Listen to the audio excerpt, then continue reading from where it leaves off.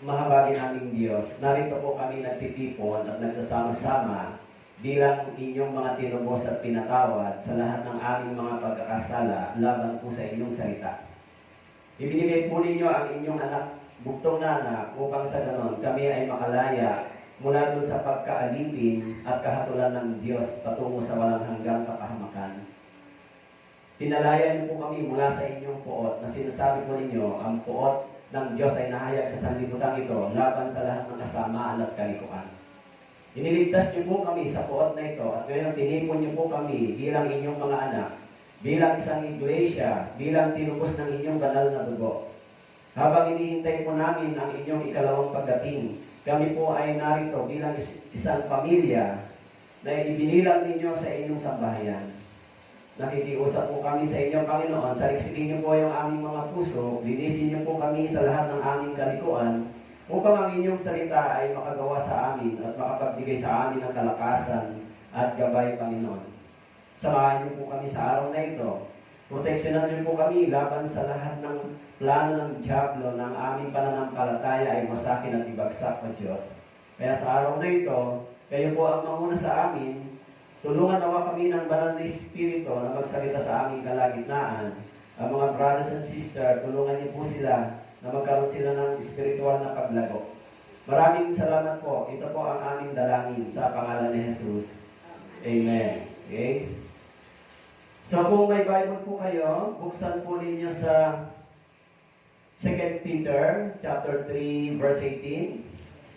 So, yung iba, kung wala, pwede po kayong tumingin sa screen. Sa ngayon, ako po ay nagagawa ng sermon, tapos inilalagay ko sa PowerPoint yung verse para doon sa mga walang Bible for the meantime. No? Itong 2 Peter chapter 3 verse 18, ito po yung ating pag-aaralan. Okay? Mula dito, palalawakin natin yung ating pag-aaral. Tinatawag na Bible verse o exposition, no? I-expose natin ano ba yung kahulugan nito. So, sa 2 Peter chapter 3 verse 18, kung nandiyan na po kayo, babasahin po natin ang sabay-sabay. Okay po? So, 3, 2, 1. Subalit, lumago kayo sa biyaya at sa pagkakilala sa ating Panginoon at tagapagligtas na si Jesucristo. Sumakad niya nawa ang kaluwalhatian ngayon at hanggang sa araw ng walang hanggan. Amen. Okay, 2 Peter chapter 3 verse 18. Kapag binasa po natin yung ikalawang Pedro, okay, mababasa po natin dito, okay, sa 2 Peter, yung panimula, nakalagay dito, panimula. Ibig sabihin, nandito yung reason, bakit isinulat yung 2 Peter? At bakit sinabi ni Pablo o sinabi ni Pedro yung salitang lumago kayo? Mapapansin po natin dito sa panimula ay nandito yung mga ilang sinabi ni Pedro kung bakit. Sabi po dito, ang maikling sulat na ito ay may dalawang layunin. Una, pagtibayin ang pananampalataya at pag-asa sa pagbabalik ni Kristo. Magbabala laban sa mga bulaang guro. Okay? Ipinaalala ng mayakda na ang katotoo ng mga apostol ang batayan ng mensahe ng iglesia. Okay? Kaya sinabi ni Pedro, ano ba ang layunin ng sulat na ito? Una, pagtibayin yung ating pananampalataya. Okay? Sinabi niya rito. Pangalawa, upang magbigay ng babala laban sa mga bulaang propeta. Siyempre sa ating panahon, tinatawag silang bulaang pastor, evangelist, teacher. Pag sinabing bulaan, hindi sila nagtuturo ng katotohanan. Okay? Kaya sinabi dito ni Pedro, sinabi niya, subalit, lumago kayo sa biyaya at sa pagkakilala sa ating Panginoon. Alam niyo po, ang salitang ito ay isang command. Tama po? Utos. Subalit, lumago kayo. Ito ba ay utos o hindi? Ito isang command. Tama po? So, sa ilang basic knowledge pagdating sa science, yung tinatawag na mga living things, hindi ba? Living things.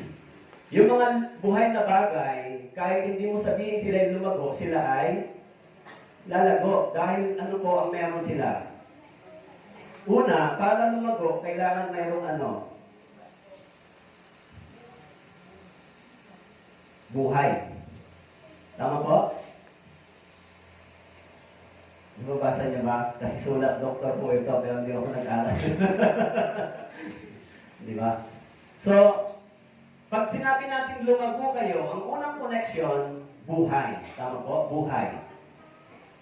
Kaya, napakahalaga ng salitang buhay. Kahit sinabing lumago kayo, kung wala namang buhay, wala pong mangyayari. Di ba? Kaya yung mga bagay na non-living things, naturally, hindi talaga sila mag-grow. Pero yung tinatawag na living things, alam niyo po kasi nung nag-aral ng science, present ako, nagtitinuro po yan. Di ba? So, pag sinabi natin lumago, ibig sabihin, kailangan dito, buhay muna. Pero yung salitang lumago, hindi po ito tumutukoy sa mga bagay na natural. O hindi po ito tumutukoy sa mga bagay na nakikita ng mata. Kapag dating sa salitang lumago na sinasabi ng Biblia. Mayroon pong ibang kahulugan ito, beyond doon sa iniisip ng tao, na pag nagtanim ka ay lalago. Kaya po, sinasabi dyan, lumago kayo.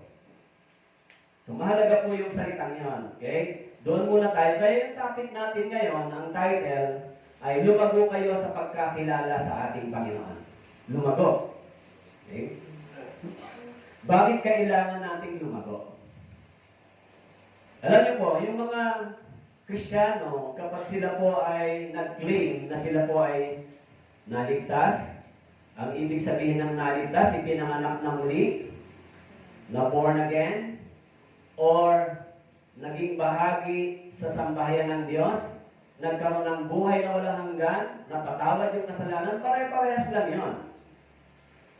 Kaya meron kang buhay, kaya sinasabi ni Jesus Christ, the Spirit is life. Ngayon, lalago ka lang kung totoo kang naligtas. Tama po? Ang ibig sabihin ng naligtas, nagkaroon ka ng bagong buhay. Kaya yung tinutukoy ni Pedro na paglago ay hindi po natural. It is a divine experience doon sa salita ng Diyos. Kaya yung unang, sabi rito, pursuing Christian maturity and deepening knowledge of the Lord Jesus Christ will lead to doctrinal stability and prevent a Christian from being led astray. So, Tagalogin ko po. Yung Christian maturity at pagkakaroon ng malalim na kaalaman sa Diyos ay maglilid o magdadala sa atin yung salitang doctrinal o teaching ay magiging mas matibay at matatag. At makakaiwas tayo sa mga turo na nagliligaw sa atin from false teaching. Once na ang mga tao ay lumago, halimbawa, sa mga bata, kung ang mga bata ay nananatiling sila po ay kulang sa kaalaman, kapos sa kaalaman, maaari silang madaya with yung kanilang kaalaman dahil hindi pa sila malago. Pero yung mga Kristiyano, kapag lumago po tayo sa kaalaman patungkol sa Diyos, mauunawaan natin ano bang klaseng paglago ang sinasabi dito. Doon po sa 2 Peter chapter 2 verse 1 to 3. Okay. Ngunit may lumitaw ding mga bulaang propeta sa gitna ng sambayan kung paanong sa inyo'y magkakaroon ng mga bulaang guro, palihim na magpapasok ng mga nakakapinsalang turo. Itatakwin nila pati ang Panginoon na bumili sa kanila na nagdadala sa kanilang sarili ng mabilis na pagkapuksa.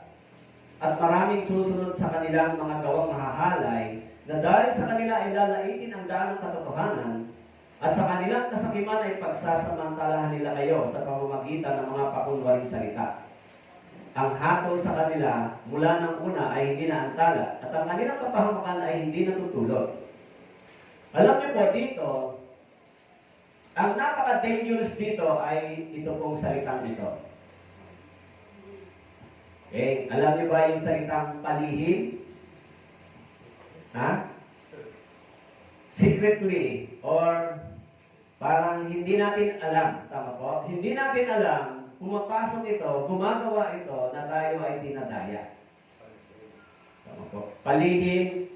Pero binabanggit dito ni Pedro, hindi po yung palihim na mawawasak ang iyong laman, kundi ang iyong espiritu, ang iyong pananampalataya. Kaya sinabi diyan, nakakapinsalang turo. Ano po ang ibig sabihin ng nakapipinsalang turo? Dahil mawawasak pa yung unti-unti yung katawan mo, mabubulok. Alam niyo po yung nakakapinsalang turo, pag kayo po ay sumasama sa church, at pagkatapos, sumasama kayo sa church, unti-unti, ang buhay ninyo ay nawawasak, instead na kayo ay makabuhay ng tama at may kabanalan, mas lalong nagiging worse ang inyong buhay Kristiyano. Yan ay nakakapinsalang turo. Ano po ang ginagawa ng Biblia sa atin?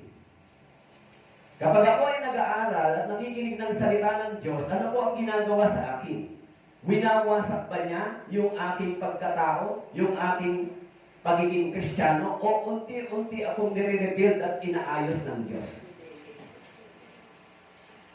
Kaya kung kayo po ay nakikinig ng salita ng Diyos at habang tumatagal, yung buhay ninyo ay pasama ng pasama, maaaring wala pa po kayo dito. Tama po? Hindi pa kayo nakaranas ng kapanganakan muli. Pagkatapos pa nating mag-born again, tutuloy tayo sa dati nating pamumuhay. Kaya sinasabi diyan, ang turo, sabi diyan, magkakaroon ng bula ang guro. Palihim na magpapasok ng mga nakakapinsalang turo. Kaya kung tayo, mali ang ating natutunan, yung buhay natin sa church ay nagiging mas worse.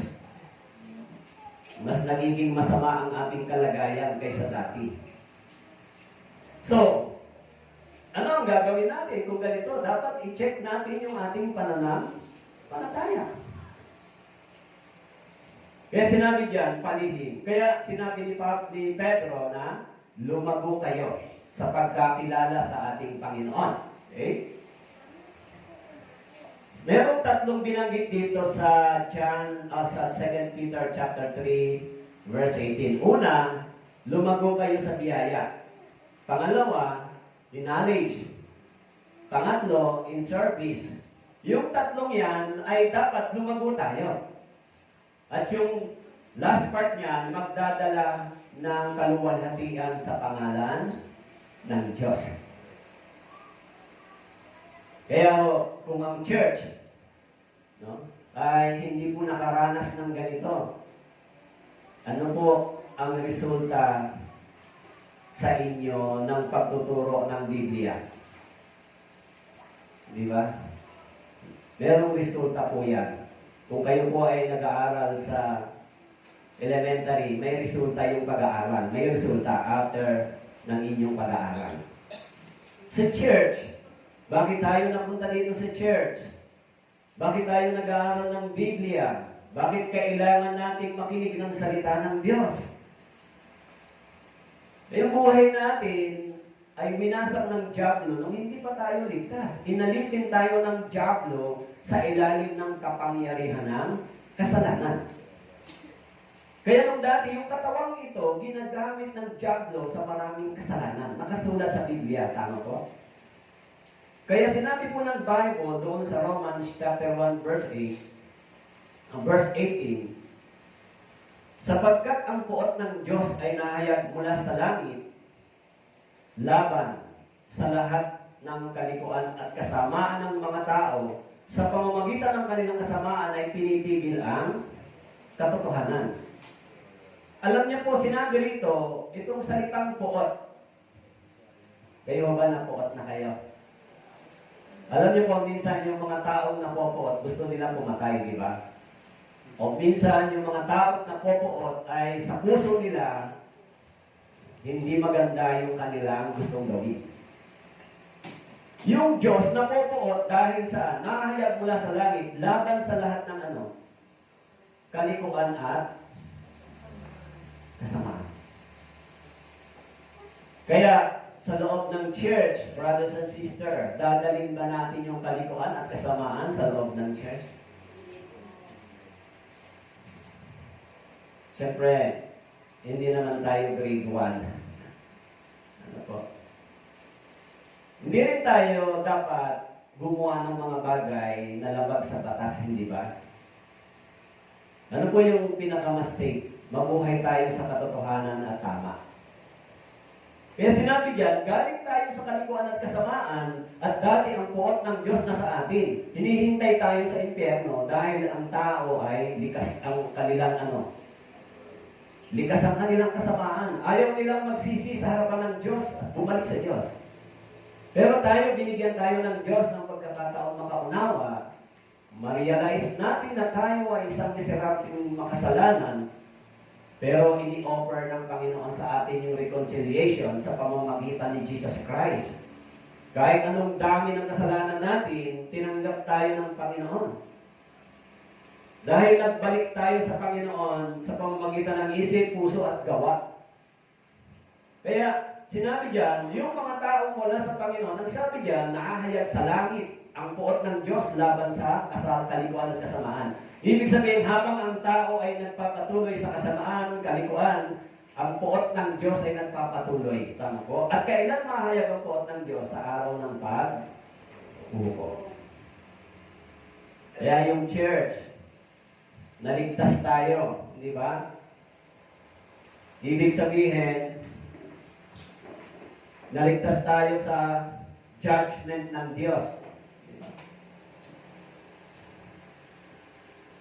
So, mula dito kay Jesus Christ, ipinapangaral yung salvation. Okay? Hanggang dito, pag natapos yung bilang ng maliligtas, lahat ng mga naligtas dito, kukunin dito ng Panginoon. Yung church, di ba? Kukunin yan. Okay? Pag kinuha yung church, magsisimula yung judgment o paghukom. Lahat ng mga naiwan, haharap dito, di ba? Gradually, hanggang sa dumating yung judgment ng Diyos. Kaya yung lahat ng mga naligtas dito, nasaan sila ngayon? Nasa church. Tama po? Sino ba yung church? Sige po, kahit hindi po kayo sumagot, makinig lang po kayo kasi kailangan kong gumawa ng question and answer. Pero kahit hindi po kayo sumagot, alam po na iintindihan niyo po yung sinasabi ko. Okay? Kahit hindi niyo po ako sagutin kasi sa pagtuturo, mahalaga yung question and answer. Pero hindi niyo kailangan sumagot. Mag-take note po kayo. Tama po? Kasi kailangan natin gamitin ngayon itong tenga. Hindi po ito. Tama po? Ako lang ang dapat magsalita ngayon kasi kailangan maituro ko sa inyo ng maayos yung Biblia ngayon. Tama po? Kaya ang gagamitin nyo lang po ngayon, ito muna. Tama po? After, pwede po kayong mag-question kapag nasa baba na po ako. Pag meron kayong hindi naintindihan. Di po? Kasi kailangan maintindihan natin yung Biblia. Pag pumunta kayo sa church nang hindi nyo naunawaan kung anong inyong naririnig, hindi talaga kayo magtatagal sa church. Okay? Kaya yung church, ano ba yung church? Nandito po sa Gawa, chapter 20. Okay?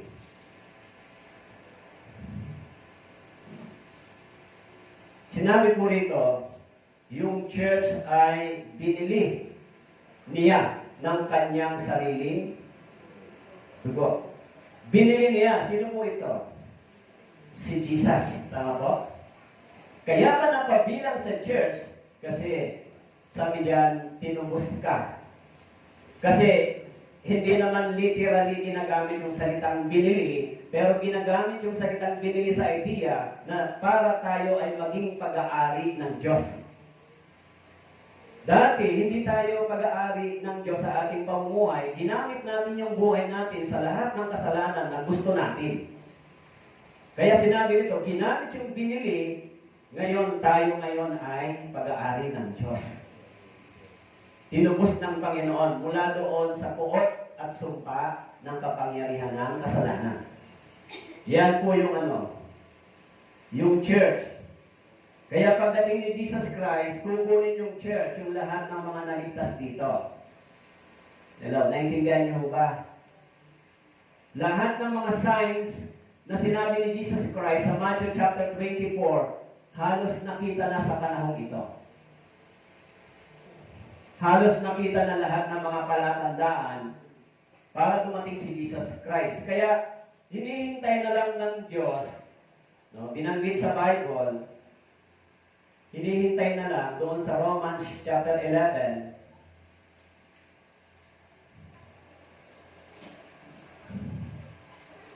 hinihintay na lang ng Diyos hanggang makapasok ang buong bilang ng mga Hentil. Makapasok. Ibig sabihin, yung gospel, ipinipreach ngayon sa mga Gentiles. Siyempre sa Jew, sa mga Hudyo, hindi pa. Hindi pa nila pinaniniwalaan si Jesus Christ bilang Messiah. Okay? Pero sa mga Hentil na katulad natin, tayo ay sumampalataya sa Ebanghelyong ito. Siyempre, may ibang mga Hudyo na tumanggap sa Ebanghelyong ito. Pero mostly, mas marami pa yung hindi naniwala na si Jesus Christ ay Messiah. Kaya hinihintay makapasok ang buong bilang ng mga Hentil. Kaya po, sino yung mga Hentil tayo? So, kaya itong gospel patuloy pinapangaral mula nang dumating si Jesus Christ. Pag natapos yung buong bilang ng mga Hentil, pag natapos yung buong bilang, kukunin na yung church.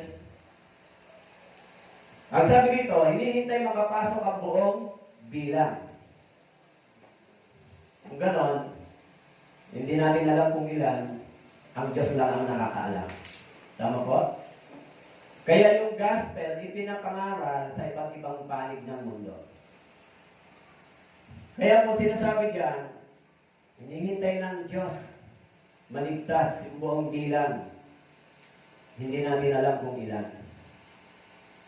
Kaya tayo, na mga naligtas na nasa church, mabubuhay pa kayo katulad mong dati. Maghahari pa ba sa inyo yung kasamaan at kalikuan? Yung kasalanan ba ay maghahari pa sa inyo? Gagawin pa ba natin yung mga dati nating ginagawa? Pag sinasabi natin tayo ay born again, tapos ang ginagawa natin ay salungat dito, ibig sabihin, sinasabi mong ikaw ay anak ng Diyos, pero kaaway mo siya dahil ikaw ang ginagawa mo ay laban dito. Tama po? Kaya maraming taong nangangaral ng Biblia, pero kaaway sila ng Biblia. Bakit po? Mismong sila ay sumasalungat sa sinasabi ng Biblia.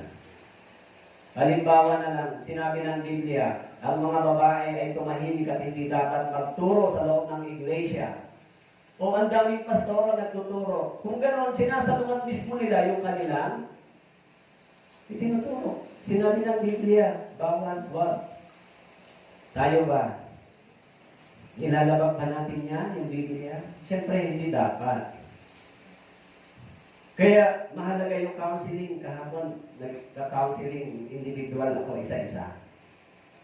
Kasi baka napunta kayo dito sa church, tapos pag tinanong kayo, hindi pa kayo ligtas, o di pag dumating si Jesus Christ, iwag kayo. Sinasabi mong born again ako, pero pupunta ka pa rin sa inferno. Ayan isang bagay na nakakatakot. Hindi ba? So dapat, mga brothers and sisters, linawin natin yung posisyon natin sa harapan ng tao at ng Diyos. Tama po? Magiging malinaw lang yung ating buhay Kristiyano. Kaya sinasabi ng Biblia, by the fruits, you will know the tree. Ano ang bunga ng inyong kaligtasan? Kaya mahalaga po, no, sa church, okay? In grace, in knowledge, in service, and for the glory of our Savior. How do we experience spiritual growth? Una, kailangan yung salitang rebirth o kapanganakang muli. Kaya sabi diyan, ipinanganak na kayong muli, hindi ng binhing nasisira, kundi ng walang kasiraan sa pamamagitan ng buhay at nananatiling salita ng Diyos. Kaya para maranasan natin yung paglagong espiritual, kailangan nating maranasan ito. Yung salitang muli ay second time. Tama po? Tama ba? Hindi po yan first time. Ibig sabihin, salitang muli, ipinanganak na kayong muli, this is a second birth, spiritually. Kaya kung hindi kayo nakaranas ng kapanganakang muli, paano kayo lalago? Kung ganon sa church, magiging parang mga taga-sanlibutan kayo at ang buhay ninyo ay ganon din sa sanlibutan. Mabubuhay kayong katulad ng mga taong nabubuhay papunta sa impyerno kung hindi nyo naranasan yung salitang kapanganakang muli. Kaya sinabi ni Jesus Christ, unless a man be born again, unless, it is the important word, maliban. Sa church, importante po yan. Ipinanganak na kayong muli, hindi ng binhi na sisira, kundi ng walang kasiran sa pamamagitan ng buhay at nananatiling salita ng Diyos.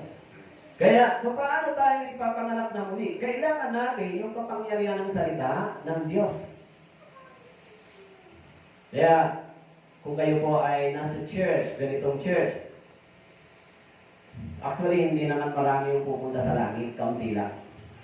Sinabi ni Jesus Christ, kaunti lang. Mas marami yung lumalakad papunta sa impyerno kapahamakan kaysa papuntang langit. Kasi ang papuntang langit ay makipot. Masalimuot. Sinabi kasi ng Bible, doon po sa 2 Timothy,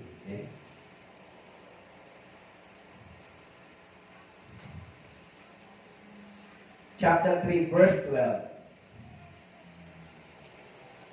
Tunay na ang lahat ng ibig mabuhay na may kabanalan kay Kristo Jesus ay daranas ng pag-uusig.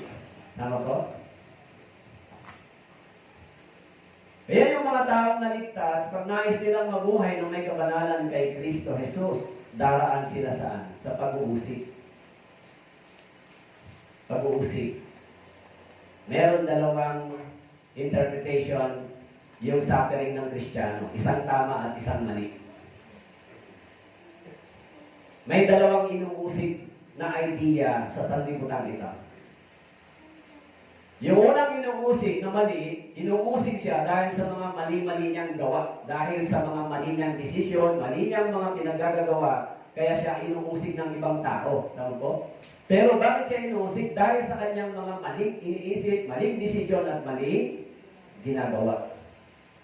Kaya inuusig siya ng iba. Yan, ganun ganito. So minsan, iniisip ng iba, ako dumadaan sa pag-uusig. Bakit ka dumadaan? Dahil na rin sa iyong mali-maling desisyon at pagpili. Yan, interpretation nila, yan ay kahirapan ng Kristiyano. Hindi po yan kahirapan ng Kristiyano. Yan ay consequence ng mga mali-mali mong pagpili at desisyon. Kung tama desisyon mo, sino naman ang laban sa katotohanan? Ngayon, kung ikaw ay gumagawa ng katotohanan na tama at inuusig ka, yan ang tamang salita. Kaya sabi ni Pablo, lahat ng may buhay, ng ibig mabuhay na may kabanalan, ang ibig sabihin mabuhay ka ng may kabanalan, lalakad ka sa katotohanan at katuwiran ng Diyos. Ngayon, sa paglakad mo sa katotohanan at kabanalan at katuwiran ng Diyos, uusigin ka, yan ang sinasabi ni Jesus Christ na pag-uusig. Tama po? Pero kung tayo nasa church, ang mga desisyon at ginagawa natin ay para tayong nasa sanlibutan, may karapatan talaga sila magsalita laban sa atin. Kasi ang itinuturo ng Biblia ay katotohanan at kaayusan ng buhay. Hindi mo para tayo lalong maging mas worse yung pamumuhay natin. Malinaw po yun sa Biblia, di ba? Habang nakikinig pa kayo ng Biblia, papunta kayo sa pagkawasak. Hindi. Habang nakikinig tayo ng salita ng Diyos, papunta tayo sa mas maayos at may kabanalan na pamumuhay. Yan po yung resulta ng Biblia sa atin. Kaya sinabi diyan, lahat ng ibig mabuhay na may kabanalan, kay Kristo Jesus ay daranas ng pag-uusig. Kaya, kung tayo ay gumagawa ng katotohanan, tama at kabanalan at katwiran, sinasabi ng Biblia, sino ang laban sa iyo? kung ang Diyos ay panig sa iyo. Pero kung gagawa tayo ng mali at hindi tama, natural, hindi natin kakampi ang Diyos. Tama po? Hindi natin kailangan maging marunong sa mga batas para gawin natin ang totoo at tama. Napakasimple lang, hindi ba? Sa Biblia, alam mo, mga abogado, pinag-aaralan nila kung paano magsinungaling para ipaglaban ng isang kaso. Pero hindi natin kailangan maging marunong sa batas para tayo makagawa ng tama. Alamin natin yung mga basics, ano ba? Yung hangganan ng boundary, yung hangganan ng kakayahan natin na tama at katotohanan, doon lang tayo.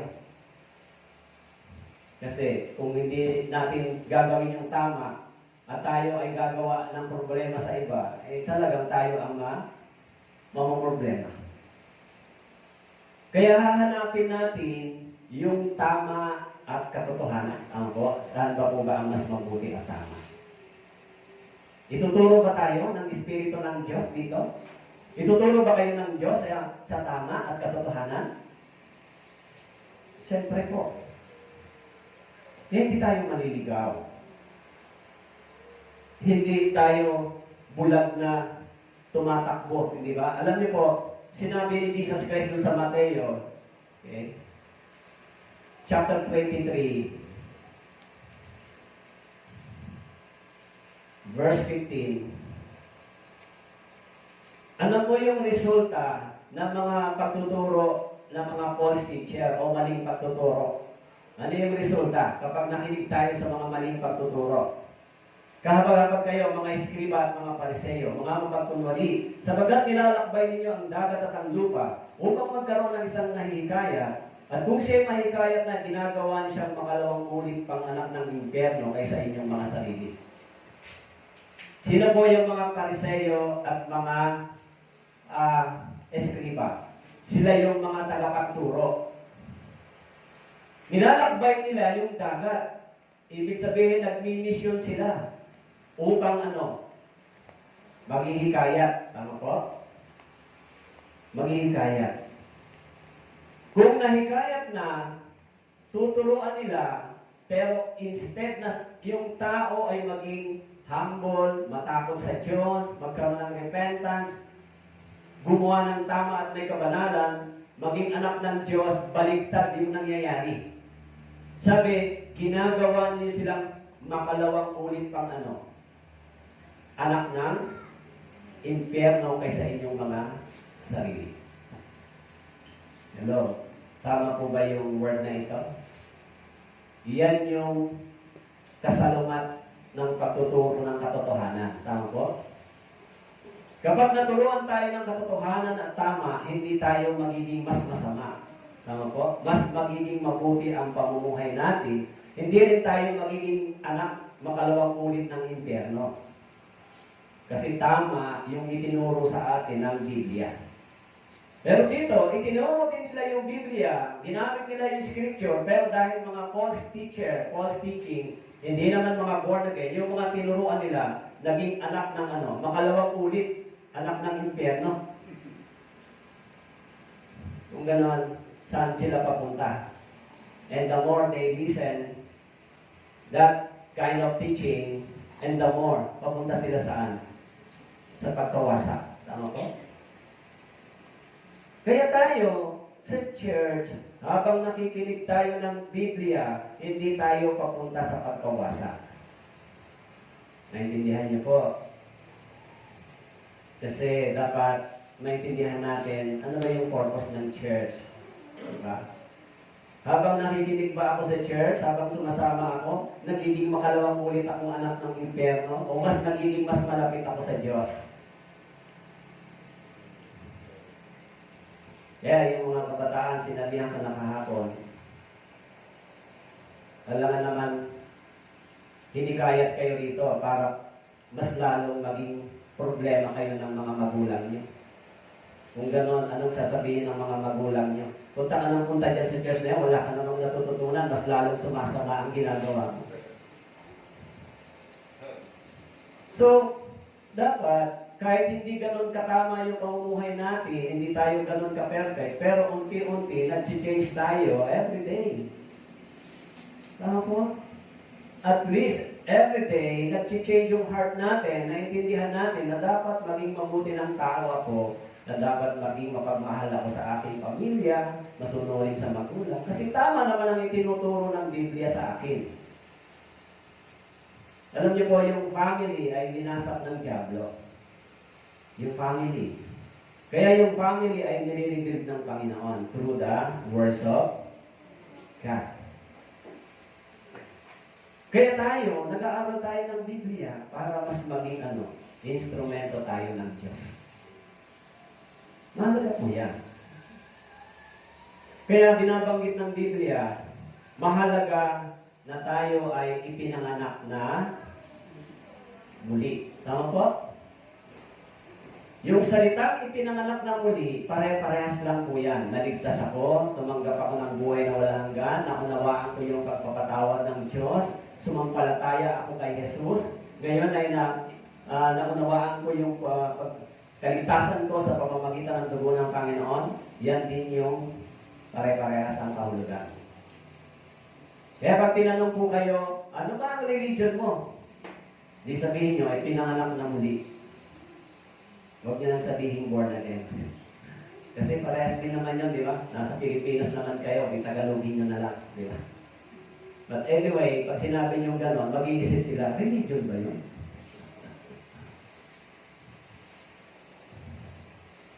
Kaya sinabi po rito, purihin ang Diyos at Ama ng ating Panginoong Jesucristo. Sa pamamagitan ng kanyang malaking kahabagan ay muli tayong ipinanganak sa isang buhay na pag-asa sa pamamagitan ng muling pagkabuhay ni Jesucristo mula sa mga patay. Muli tayong ipinanganak. Muli. Inulit na naman, di ba? The second birth. Kaya ho yung mga nakatanggap ng ikalawang kapanganakan, kahit hindi po tayo maraming pera, hindi maganda yung tinutulugan natin, hindi naman masarap yung pagkain natin araw-araw, nahihirapan tayo sa mundong ito, magpasalamat tayo sa Diyos dahil yung kahirapan dito ay hindi naman pang matagalan. Alam niyo po, ang mabuhay po kayo ng 70 to 80 years old, yan po ay maiksi lang. Kasi ang isang araw sa Panginoon ay 1,000 taon sa atin. Nabasa niyo ba sa aklat ng mga awit? Kung ganon, nabuhay tayo ng 70, hindi ba tayo nabuhay ng isang araw sa mata ng Diyos? Kasi ang isang araw sa atin ay, ang isang araw sa Panginoon, 1,000 taon sa atin. Kaya, sandali lang yung kahirapan. Hindi mahaba, hindi matagal. Habang nagsasuffer tayo dito, nahirapan tayo. Dahil sa pagsunod sa kabanalan, inuusig naman tayo, inuusig kayo. At yung iba namang mga tao na wala sa Panginoon ay nagsasaya, nag-enjoy sa mundong ito. Pagdating ng panahon, umalis kayo sa mundong ito, magiging baliktad ang sitwasyon. Yung si Lazaro at yung lalaking mayaman, nung si Lazaro nandito sa mundong ito, kawawa siya. Kumakain siya ng mga namumo na nalalaglag mula doon sa lalaking mayaman. Hirap siya, wala siyang pulubi, yung ibig sabihin sa kanya. Kaya yung mayaman naman, nagpipista araw-araw, kumakain ng masarap. So nung namatay sila parehas, si Lazaro ay napunta sa langit, inaalim ng Diyos. Yung kagalakan niya ay nasa langit na. Pero yung lalaking mayaman na nagpapasaya sa mundong ito, napunta sa impyerno. Kaya baliktad. Tayong mga nagsuffer dito, naghirap, magkakabaliktad. Pagpunta niyo sa langit, nandun yung kagalakan. Dahil naunawaan natin na binuksan ng Diyos yung langit para sa atin, nang tayo po ay nagsisi at sumampalataya sa dugo ng ating Panginoon. Kaya ano man ang ating kalagayan, dapat tayo ay magalak, maging masaya. Tama po? Marami pa kayong aalalahanin sa mundong ito. Yung mga bagay na aalalahanin natin ay iiwan din natin pagdating ng panahon. Nagbibigay sa atin ng maraming sakit ng ulo at problema. Pag namatay tayo, iiwan naman natin. Pinahirapan lang tayo. Tama po? Bakit naman yung ibang mga Kristiyano na wala namang ganong karaming mga bagay, pero masaya ang puso nila sa Diyos. Di bali, okay lang yan. Kaya sabi diyan, requirements para lumago, kailangan itinanganak na kayong muli. Kaya sinabi ni Jesus Christ, katotohanan sinasabi ko sa iyo, malibang ang isang tao ay panganak ng tubig at ng Espiritu, hindi siya makakapasok sa karyan ng Diyos. Ang ipinanganak ng laman ay laman, at ang pinanganak ng Espiritu ay Espiritu. Maliban ang isang tao ay ipanganak ng tubig at ng Espiritu. Maliban, ibig sabihin ng isang tao, ito ay individual. Tama po? Ilo, naiintindihan niyo ba yung pinag-aaralan natin? I hope na hindi yan masayang sa inyo. Kasi alam ko kung ano ang kailangan niyo. Alam ko kung ano ang dapat niyong marinig. Sa ilang araw ko pa lang dito sa church, observation ko, so, kailangan marinig niyo yung mga bagay na ito. Kaya sabi diyan, ipinanganak ng tubig at ng Espiritu. Bakit tubig? This is the words of God. Kapag ipinangaral yung salita ng Diyos, ang Espiritu ng Diyos ay gumagawa. Tama po? Hindi pwedeng magkahiwalay. Once na yung words of God, yung truth, ipinangaral mo, ang Espiritu ng Diyos ay gumagawa. Gumagawa sa puso ng mga nakikinig. Kaya habang tayo ay nakikinig, naunawaan natin yan, lumalago tayo sa kaalaman sa ating kaligtasan. At habang lumalago tayo sa kaalaman sa ating kaligtasan, sa ating Panginoon, lalo tayong nagmamahal sa Diyos. Lalo tayong nagmamahal sa church. Yan po yung resulta. Ganito pala talaga, napakabuti ng Diyos. Hindi naman talaga ako karapat-dapat, pero nahabag ang Diyos sa akin. Yung kapanganakan ko pala, gawain ng Espiritu ng Diyos sa akin, nang naniwala ako sa Ebanghelyo. Kung ganun, salamat sa biyaya ng Diyos, hindi na ako pupunta sa kahatulan, hindi na ako mahuhulog sa impyerno. Kung meron tayong dapat na ipagpasalamat at ikagalak, yan po yung dahilan na yan. Kasi kahit anong dami ng kayamanan na meron tayo sa kamay, iiwan pa rin natin yan. Tama po?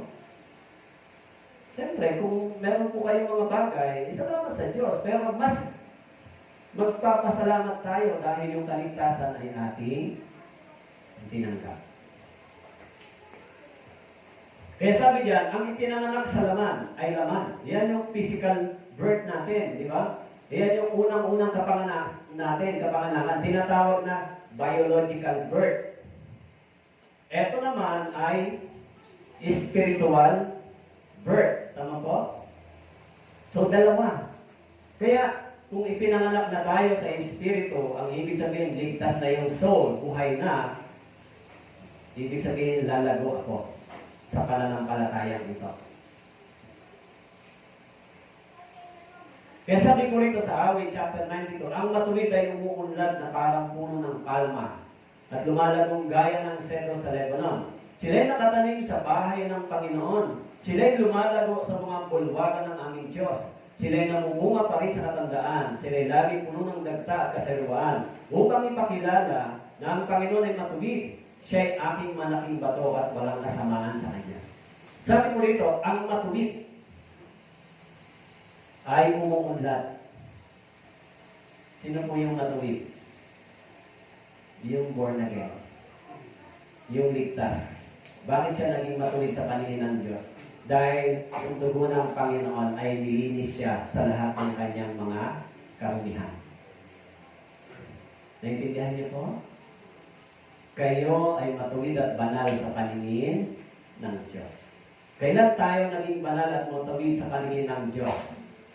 Nang tayo ay sumampalataya, tayo ay inaaring ganap. Ang salitang inaaring ganap, itinuring tayong matuwid at malinis at banal ng Panginoon. Yan ang ibig sabihin. Si Abraham, sumampalataya sa Diyos, kaya siya ay itinuring na matuwid.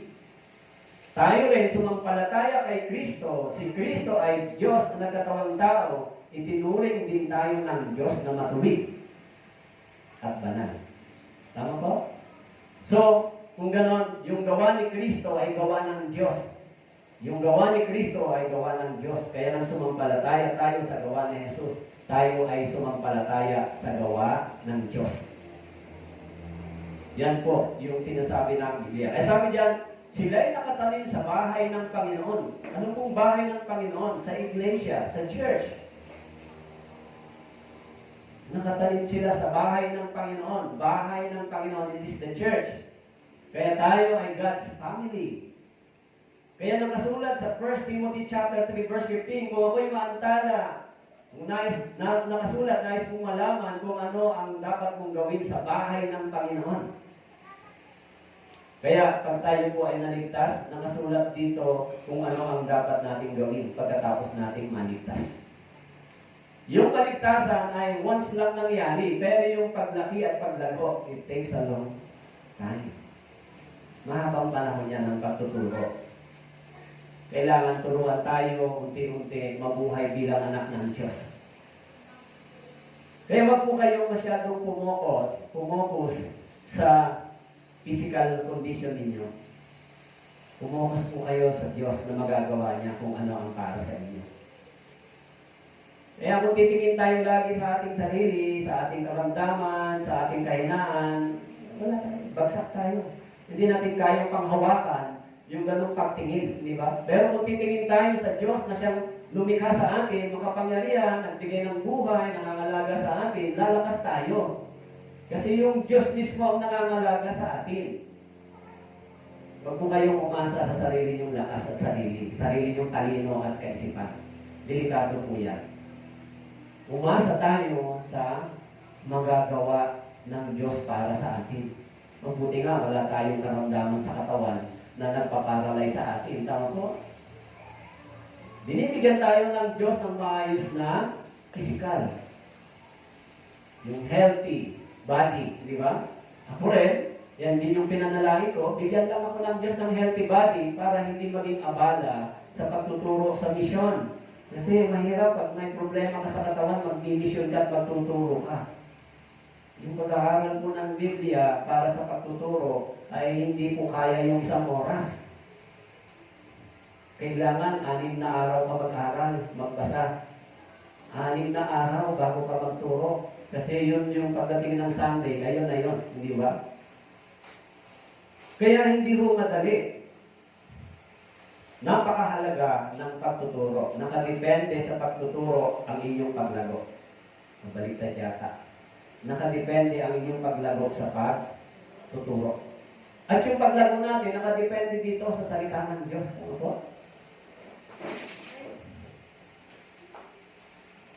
Kaya kung tayo po ay lumago, ang sabi po sa Ephesians chapter 4, kung tayo po ay lumago, ano po ang mangyayari? Ito po yung medyo magkasalungat sa paglago at hindi. Tayo wag nang maging mga bata na tinatangay ng mga alon, dinadala ng bawat hangin ng araw, sa pamamagitan ng pandarayan ng mga tao, sa pamamagitan ng mga kanilang mga katusuhan sa parango pandaya, kundi umahawak sa katotohanan na may pag-ibig. Lumago tayong lahat sa Kanya na siyang mulo sa mga tuwiday si Kristo. Lumago tayo sa Kanya. Sabi diyan, kung tayo ay lalago, aalis tayo dito sa pagiging bata. Tama po? Example sa loob ng bahay, pag mga bata. Pag may mga bata sa loob ng bahay, pagka lagi ba nagkakasundo? Lagi ba nagkakasundo yung mga bata sa loob? Tayo mga referee, di ba? Kaya, bakit ganon yung kanilang mga ugali? Kasi hindi pa sila nagmamature. Di ba? Kaya minsan nagbabatuhan sila, nag-iinggitan sila, nagsasalita sila ng against sa isa't isa sa bahay. Minsan ganon yung magkakapatid, di ba? At pag may kinampihan ng nanay o tatay, gera na yan, di ba? O pag may kinampihan ka, o yung mga apo nyo, I'm sorry sa mga lolo at lola, please, huwag nyo silang gawing spoil sa kanilang kabataan, kawawa sila paglaki. Dapat disiplinahin nyo sila ng tama. Kasi pag lumaki silang spoil, hindi nyo na disiplina, paano na pag wala na kayo? Hindi ba? Sorry po mga lola. Lolo. Kaya nung ako po ay nagkaanak, talagang sinasabi ko kay Mrs., humiwalay tayo kasi para na-disiplina natin yung mga anak natin. Kasi, totoo naman, mapagmahal sa mga apo ang mga lolo at lola. Ang problema, pagdating sa discipline. Kawawa po yung mga bata pag laki, kawawa sila. Siyempre, tama naman, dinamahal nyo sila. Pero ang pagdidisiplina at pagtutuwid ay produkto din ng pagmamahal. Tama po? Kaya nga sabi ng Biblia, tayo ay itinutuwid ng Diyos dahil tayo ay Kanyang minamahal. Kaya kung hindi na tayo magiging bata sa church, magmamature tayo. So, magiging masaya kayo, di ba, sa church. As long as nananatili kayong bata, hindi kayo magiging masaya kasi ang feeling nyo, lagi kayong may ka-competition. Sa spiritual at saka sa physical, medyo may konting pagkakaparehas pagdating sa pag-uugali at pananaw. Kaya pagka lumago na, nag-mature na, natututo na silang magbigay. Tama po? Natututo na mahalin yung isa't isa. Sa church, dapat ganun din. Lumago tayo. Natural naman sinabi ng Biblia na kapag kapanganak natin, naging baby Christian tayo. Tama po? Eh, alam na naman 5 taon na kayo sa church, baby pa rin kayo hanggang ngayon. Gumagapang pa rin kayo hanggang ngayon, 5 taon na, 3 taon, gumagapang pa rin. Abay, yung mga bata, pagdating ng 6 months to 1 year, medyo pwede nang maglakad unti-unti. Di ba? So, sa spiritual, ganun din. Dapat lumago tayo. Sa church, dapat maging tama yung ating pagtingin sa church. Bakit ba ako nandito?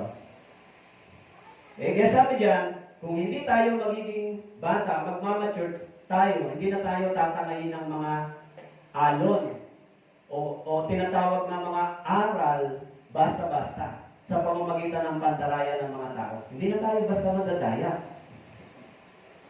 Alam na agad natin kung ito ay tama at mali. Ano po?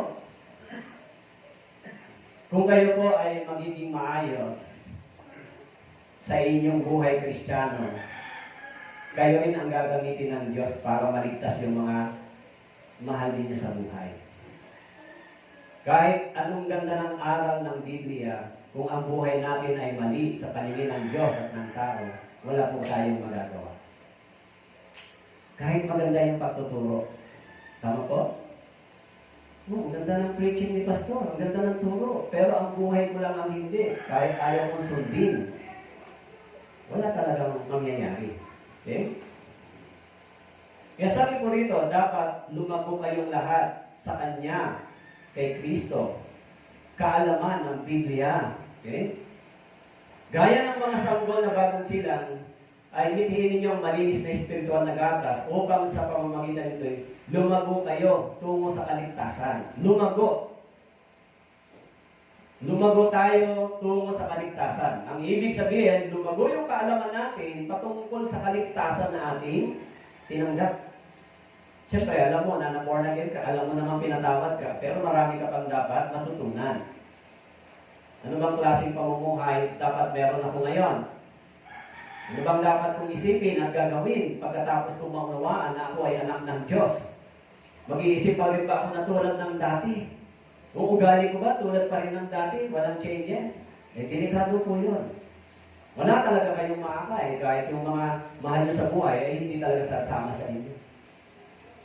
Kung mismong tayo, hindi nila nakita sa atin yung bunga ng Espiritu ng Diyos. Walang growth. Alam nyo, usually, pag ang puno na mumunga na ating ikananin, masaya tayo pag tinignan, di ba? Kaya si Jesus Christ, nung nawalang bunga yung puno ng higo, sabi niya, putulin na lang yan. Walang pakinabang.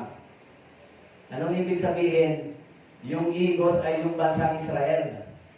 Wala nang bunga silang mabuting bagay na ginagawa. Yung gawain nila ay masama na sa paningin ng Diyos. Kaya yung bunga na yan, putulin na lang, pero hindi pinunot yung ugat kasi yung pangako ng Diyos sa kanila ay hindi pwedeng maputol. Kaya yung pagputol sa kanila, tinanggalan sila ng blessings. Instead of blessings, ibinigay sa kanila suffering. Ikinalat sila sa iba't ibang panig ng mundo, namatay sila, pinasakop sila sa mga kaaway nila, naputol yung connection nila sa Diyos, sa blessing na ibinigay. Bakit? Dahil nabuhay sila na parang mga hentil sa sanlibutan. Ganyan din po yung church. Kapag yung church ay nabuhay na parang mga taga-sanlibutan, wala din po kayong matatanggap na blessing. Instead na blessing, suffering po ang darating sa inyo. Kasi ayaw ng Diyos tayo bumalik sa dati nating pagkatao. Hello, nandiyan po kayo? Sa tingin ko po, mahabang topic ito. Baka hindi ko ito matapos ngayon. Kasi, parang ito pa lang ako. Hindi pa, isang puntos pa lang. Patungkol pa lang tayo sa paglago. Lumago. So, lalago tayo. Una, kung ipinanganak na tayo muli. Tama po? Pangalawa, lalago tayo kung nagmimithi tayo ng mga bagay na espiritual. Lalago tayo. Pero it is impossible na yung taong lumago ay wala dito. Tama po? Ang ibig sabihin ng mithiin or desire, yung mga taong may kaugnayan sa salitang desire o pagmimithiin, sila lang yung mga may buhay. Hindi pwedeng mag-desire yung isang bagay na walang buhay. Ibig sabihin kung nabuhay tayo spiritually, ligtas na, meron tayong pagnanais sa mga bagay na spiritual. Pero kung hindi po kayo ligtas, wala po kayong pagnanais sa mga bagay na espiritual. Kaya pag Sunday, Wednesday, hirap na hirap po. Hirap na hirap kayo. Kasi parang pinipilit nyo lang yung katawan nyo, sarili nyo. Kasi dyan na ako nag-church, kaya dapat dyan ako pumunta. Pero hindi talaga yung gusto ko, yung makinig at mag-aral ng Biblia dahil nagugutom ako sa espiritual na bagay, nagnanais ako. Hindi talaga yon. Kaya lang ako sasama dyan kasi nandyan na ako, dyan ako sumama, dyan ako lumipat, kaya dyan ako nag-church, ganun na lang. Tapos pupunta po kayo sa langit. Ano mo bang mas mahirap pumunta, sa langit o sa church? Saan mo mas mahirap? Mas mahirap pumunta ng Wednesday at Sunday sa church. Pero sa langit, makakarating ako. Alam niyo po, mas mahirap pumunta sa langit. Sorry po, baka kayo ay si pastor naman, grabe. Ano niyo po sa totoo, hindi tayo pwede mag-uusap ng hindi totoo at kasinungalingan, tama po? Dapat mag-usap tayo ng totoo. Yung totoo dapat pag-usapan natin, di ba? Kahit sabihin natin parang gano'n, dapat totoo. Hindi bali nang masakit yan, basta totoo. Tama po? Basta yung tama. Kaya sinabi ko, tama lang yung gagawin natin. Kung ano yung tama, diyan tayo gagawa. Hindi tayo lalabas sa boundary ng tama. Kasi pag lumabas tayo, may problema tayo diyan, di ba? Siyempre, siguro naman yung pagiging tama at maayos na desisyon ay alam naman natin, di ba? Siguro alam niyo po yun. Kung ang pastor hindi alam yung tama, hindi lahat tayo mamamali. Kasi nakikinig kayo sa pastor, di ba? Kaya napakadelikado ng pagtuturo ng Biblia, mas malaki yung tungkulin na nagtuturo kaysa nakikinig. Kaya nga sinabi ko po sa inyo, makinig kayong mabuti. Huwag po kayong magpa-distract kasi baka pag hindi nyo naunawaan, mali-mali ang naintindihan ninyo, lalabas din naman sa inyo yun. Kung ano ang inyong kinain, yan ang lalabas sa inyo. Kung puro problema ang kinain ninyo, so puro problema ang lalabas sa bibig ninyo, di ba? Tama po? Puro problema na lang. Yan na lang naririnig ko sa bibig ng mga Kristiyano. Puro problema. Wala na bang blessings? Sa totoo po, no? Hindi ako sanay sa church ng gano'n, na nagpapastor ako sa isang church. Lagi ko naririnig yung mga gano'ng problema. Kasi sanay ako na pag pumunta sa church, masaya yung mga brothers and sisters. Pag nag-testimony sila, masaya sila. Yung ginagawa ng Panginoon. Yung iba lang nahihirapan pagdating sa Christian life, pag dumadaan sila sa mga trials. Kasi, yung Biblia, inaayos naman yung buhay natin, di ba? Tama po? Inaayos tayo nito. Kaya po, mahalaga, meron tayong paglagong espiritual. Kaya sabi diyan, bithiin ninyo ang malinis na espiritual na gatas. Anong ibig sabihin ng malinis? Parang kanina, no, nakarelate ako doon sa anak ko, si Joy, habang nagda-drive kami. Sabi niya, Di, nakita mo ba yung kotse? Ang lumalabas tambucho ay maitim? Oo, nakita ko nga, kaya ko pumunta. Siguro nasa loob ng katawan ng kotse yan marumi. Kaya ang lumalabas sa tambucho ay marumi. So kung ang nasa loob din natin ay marumi, di ang lalabas din sa atin ay marumi. Tama po? Yan na, isip ko yung sasakyan pala, parang tao. Pag marumi ang loob ng sasakyan, marumi puso. Pag tayo pala marumi ang nasa loob, marumi din ang lalabas. Kaya sinabi ni Jesus Christ, ang nagpaparumi sa inyo ay ang mga kasalanan. Tama po? Kaya yung salitang malinis dito, ito po ay purely words of God, tamang teaching, tamang turo. Tama po? That is the clean and purely God's word. Truth. Yung malinis ay truth. Purely. Yan yung malinis. Ibig sabihin, pag kinain natin malinis, spiritually, malinis din ang lalabas sa atin. Tama po ba? Kaya sinabi ni Jesus Christ sa Matthew chapter 4, verse 4, hindi lang sa kinapay nabubuhay ang tao, maging sa salitang namumutawi sa bibig ng Diyos. Kaya yung mga kabataan, yung mga nanay at tatay dito, pag tinuruan kayo ng tama, tama din ang lalabas sa inyo, dapat. Hindi ba? Alam naman, tinuruan tayo ng katotohanan, ang lalabas sa atin ay kasinungalingan. Mali yung pagkaintindi natin. Kaya sabi diyan, malinis na spiritual na gatas. Yan ay purely words of God. Tama po? Kaya kung malinis yung ating tinanggap, tayo ay lalago. Magiging malusog spiritually. Tama po? Pero subukan yung kumain ng marumi. Isa physical na pagkain. Hindi kayo magiging healthy. Hindi ba? Pero kumain tayo spiritually ng salita ng Diyos na malinis, maayos ang pagkaunawa natin, lumalago tayo sa kaalaman. Ganito pala. Ganito pala yung salita ng Diyos. Kaya yung salitang lumago, mahalaga ito. Tama po? Yung salitang lumalago ay dati nag-iisip bata siya, pero ngayon hindi na siya nag-iisip bata. Ang isip niya ay mature. Tama po? Kaya sa 2 Thessalonians chapter 1 verse 3, dapat kaming laging magpasalamat sa Diyos, mga kapatid, dahil sa inyo. Gaya ng nararapat, sapagat ang inyong pananampalataya ay lumalagong lubha at ang pag-ibig sa bawat isa sa inyo para sa isa't isa ay nadaragdagan. Ang sabi ko dito, sapagkat ang inyong pananampalataya ay lumalagong lubha. Sinabi ni Paul sa Iglesia ng Thessalonia, yung pananampalataya nila ay lumagong lubha. Kaya yung church naging matibay at matatag.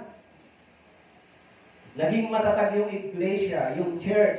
Kaya maraming naligtas dahil sa kanila.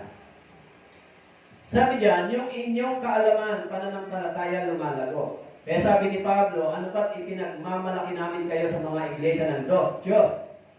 Dahil sa inyong pagtitiis at pananampalataya sa lahat ng mga pag-uusig sa inyo at mga kapigatiang inyong tinitiis. Kung lumago tayo, mapagtatagumpayan natin yung pag-uusig at pagtitiis at kahirapan. Pag lumago po kayo, buhay Kristiyano.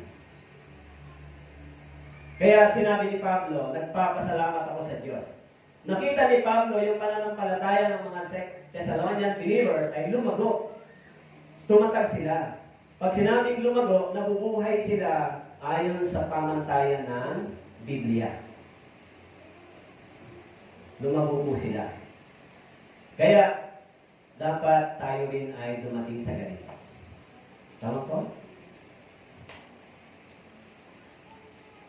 Upang kayo lumakat ng nararapat sa Panginoon, na lubos na nakalulugod sa Kanya, namumunga sa bawat gawang mabuti at lumalago sa pagkakilala sa Diyos. Actually, kapag kayo po ay lumago sa pagkakilala sa Diyos, lalakad po kayo ng ng nararapat sa Panginoon at nakalulugod sa Panginoon. Kaya kung tayo ay lumalago sa kaalaman, sa pagkakilala sa Diyos, una, lalakad tayo ng nararapat. Pag sinabing nararapat, ibig sabihin, yung ating everyday na pamumuhay ay tanggap ng Panginoon. Accept ng Panginoon. Tanggap ng Panginoon yung lifestyle natin bilang mga anak ng Diyos. Yan yung salitang nararapat. Pangalawa, ang Diyos ay nalulugod kapag tayo ay lumalago at lumalakad sa Kanyang salita. Kaya sabi diyan, kapag lumago kayo sa pagkakilala, lalakad kayo ng nararapat at nakalulugod sa ating Panginoon. Naintindihan niyo po? Kaya yung mga magulang, kapag ang mga anak nila ay lumalakad ng tama at masunurin, nalulugod sila sa kanilang mga anak. Tama po ba? Oo, ang anak ko masunurin. Lumalakad siya ng tama ayon sa katotohanan. Kaya yung puso ng magulang ay nalulugod. Ganon din naman ang Diyos. Kung tayo ay lumalakad sa tama, kabanalan at katwiran, lumago tayo sa kaalaman, ang Diyos din ay nalulugod sa atin bilang mga anak ng Diyos. Kaya mahalaga po yung ganong kaalaman. So kaya ba nating lumakad na maging matuwid at tama sa Panginoon? Yes. Ibinigay sa atin yung kakayanan ito sa tulong ng banal na Espiritu. Yung mga taong ligtas, binigay yung banal na Espiritu sa kanila. Kaya tama yung sinasabi ng Biblia. Okay? Kaya desiring spiritual milk, dapat i-desire natin yung spiritual milk. Malinis na gatas. Pero yung mga Kristiyano minsan sa Corinthians, nagka-problema si Paul, sabi dito, pinainom ko kayo ng gatas, hindi ng matigas na pagkain, sapagat hindi pa ninyo kaya ito. Hanggang ngayon ay hindi pa ninyo kaya. Sapagat kayo makalaman pa.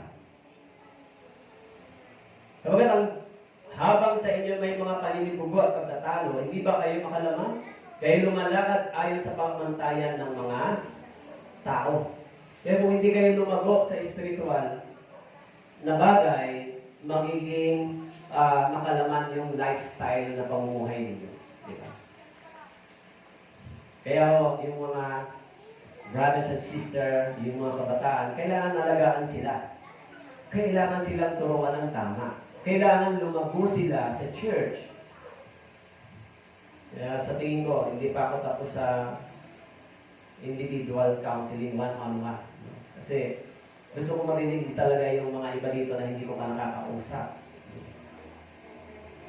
Kasi mahalaga po, magsisimula yung paglago ninyo kung tama naman yung kaligtasan ninyo at kung totoo kayong naligtas. Siyempre, minsan, may mga disobedience kayo. May disobedience tayo. Tama po? Minsan, may mistake tayo.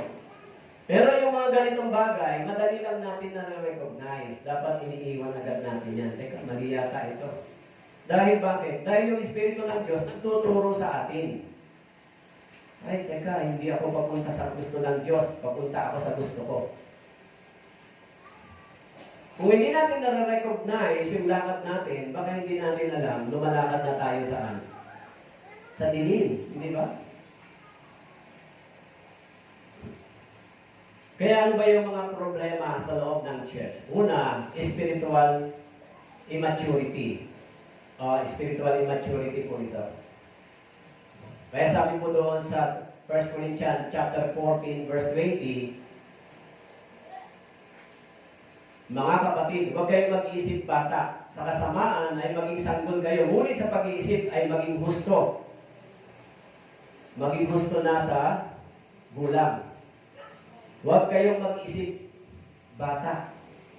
Kung nag-isip tayong parang bata, hindi nga talaga tayo makakatagpo ng maayos na spiritual. Spiritual immaturity. Number 2, spiritual deception.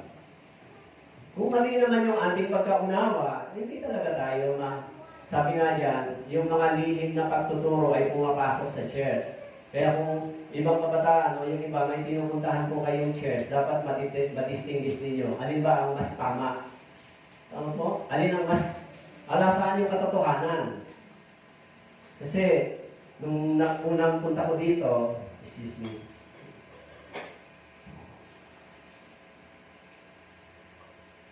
unang punta ko po dito, pag Sunday, may nagpaalam agad sa akin, doon po ako dadalo sa kabilang church, pastor.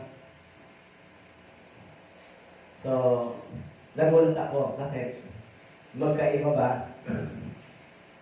Yung church na pinupuntahan siya dito, di ba? So, dapat madistinguish natin nasaan ba yung truth. Tama po? Hindi lahat ng church ay totoo. Kasi, Kahit ako po, 12 years na ako nagpapastor, bago pa ako naligtas. So kung gano'n, alam ko na may mga bagay na pagtuturo na hindi talaga totoo. Eh kung ako nga nagpapastor na, nag-deceive pa, paano pa kayo? 12 years, nasa non-born again church pa. Kaya dapat bukas yung ating mata, alam natin yung katotohanan kung saan tayo tumatangkad. Kung dito po kayo nagpapakasakali lang kayo dito at hindi ito yung sa pagtingin niyo ay tama, delikado po yung pananampalataya niyo. Dapat matunto ninyo, ito yung totoo at tama, kaya dapat ako manatili. Okay?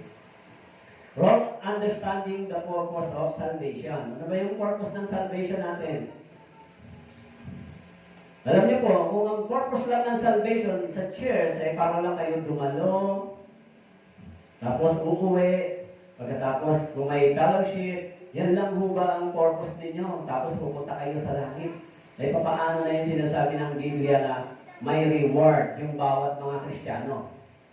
Paano? Di pagharap nyo sa Diyos, hahanapin yung bunga ng inyong kaligtasan. So ano yung purpose ng kaligtasan? Yung purpose ng kaligtasan, hindi lang para ako maligtas, para maligtas din yung iba. Kung ligtas na kayo, masaya kayo. Pero masaya ba kayo kung hindi paligtas yung mga tatay at nanay ninyo, kapatid ninyo, kaibigan nyo, magsasaya ba kayo sa ganun? May isipin nyo sila paano kaya yung nanay at tatay ko. Kumaintindihan ko yung impyerno ay naghihintay sa akin, pero naligtasan ko. So mahalaga po yun. Yung kaligtasan natin na hindi ho tayo para magpakasaya dito sa mundong ito. Yung kaligtasan natin, sabi doon, ang lahat ng nagnanais lumakad ng may kabanalan kay Kristo Jesus ay daranas ng pag-uusig. Eh, yung kaligtasan natin, bagamat naligtas tayo, pero dadaan tayo dito. Pero kailangan natin mag-evangelize. Hindi mo pwedeng kayo lang.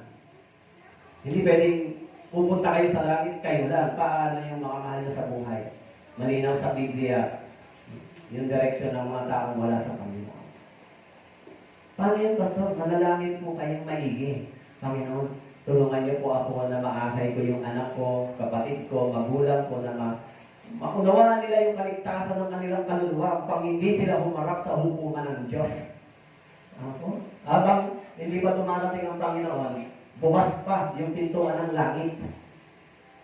Kasi ipinapangaral pa yung pananampalataya at pagsisisi. Pero pag dumating na si Jesus Christ, siyempre, pati church, o yung mga pastor na born again, kukunin sino ng mga ngaral. Wala na, tapos na yung pangaral ng Panginoon. Kaya, pangatlo, o pangapat, lack of spiritual desire.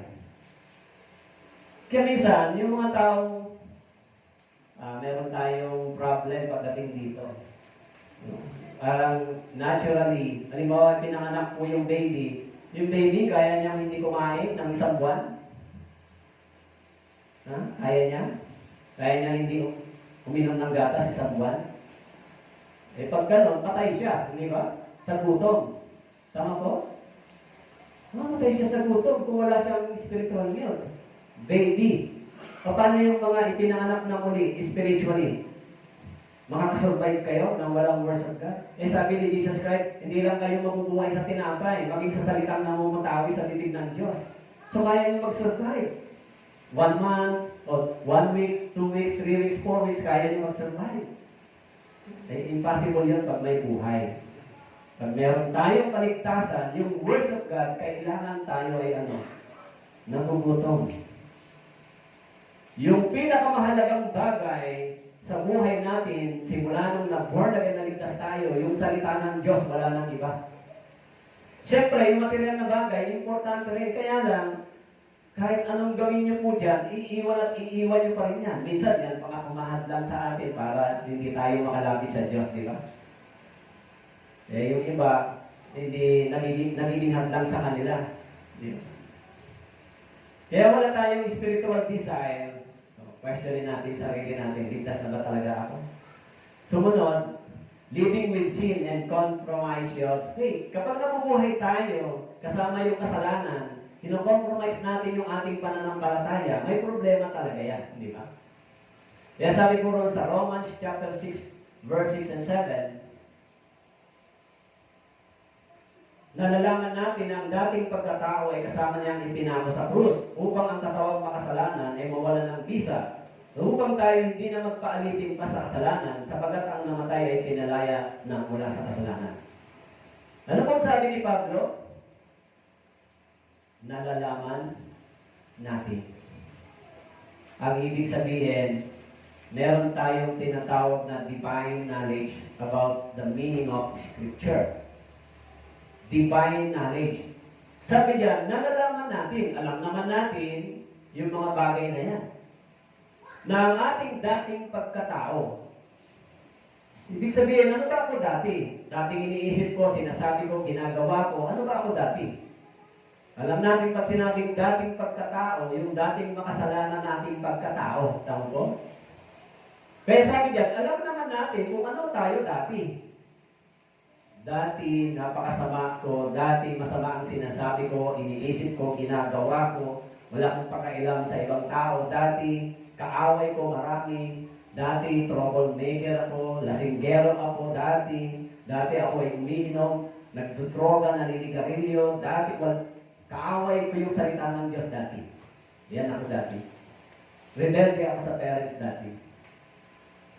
Yan yung dating sinasabi ni Pablo. Kaaway ko ang Diyos dahil sinabi doon, lahat ng kasamaan at kalikuan ng tao, ang Diyos ay napupukot. Dati. Pag sinabing dati, ibig sabihin, yan yung nakaraan natin. Tama po? Kaya ako rin, dumaan din po ako sa ganun. Bago po ako napunta sa church. Bago ako napunta sa church, natikman ko lahat ng mga bisyo, drugs, simula sa marijuana, mga syrup, sigarilyo, alak, droga, lahat. Dati. Rebelde sa magulang, lumalaban, alak, bisyo, dati. Yan yung dating pagkatao. Maraming kaaway, dati. Pero, nung dumating yung salita ng Diyos sa akin, ay nabuksan yung isip ko. Kaya marami rin akong luha sa Diyos. Lalo na sa mga parents ko, marami akong luha.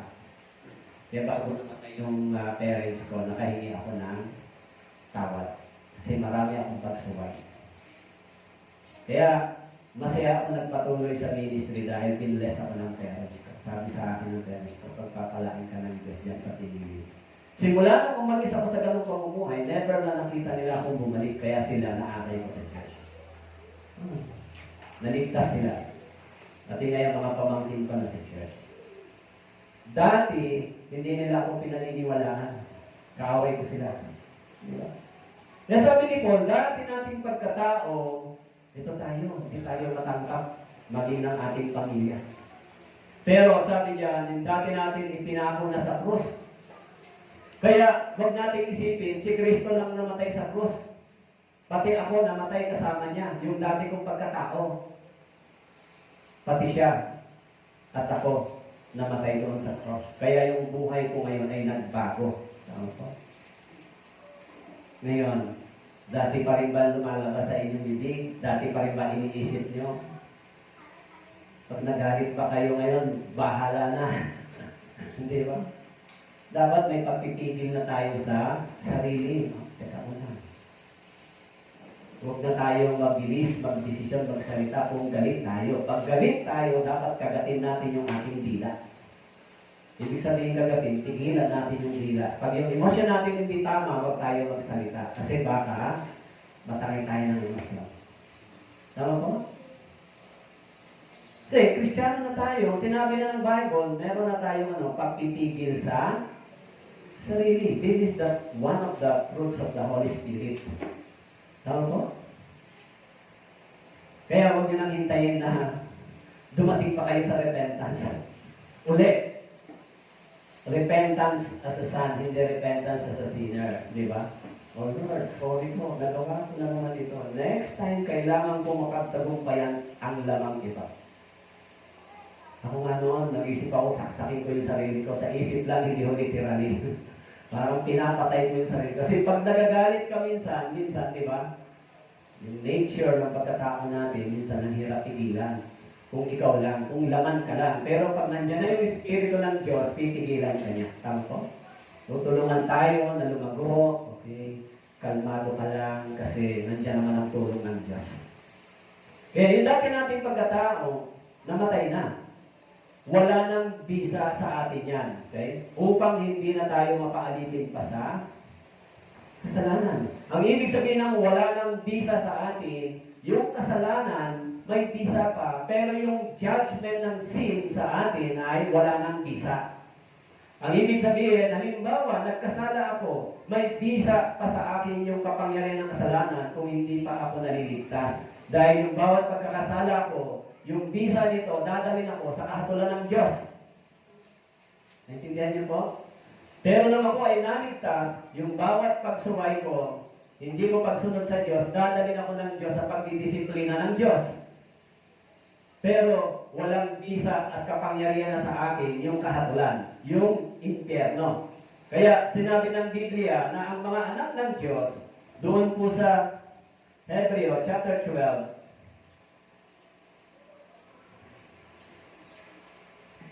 verse 5, nakalimutan na ninyo ang pangaral na sinasabi sa inyo bilang mga anak. Anak ko, huwag mong ipagwalang bahala ang disiplina ng Panginoon. Huwag kang manlupaypay kung ikaw ay sinasaway niya. Sinasaway niya ng Diyos. Tama po? Sapagat dinidisiplina ng Panginoon ang kanyang minamahal. So kung gano'n, yung pagdidisiplina ng Panginoon, ito ay dahil sa tayo ay kanyang minamahal.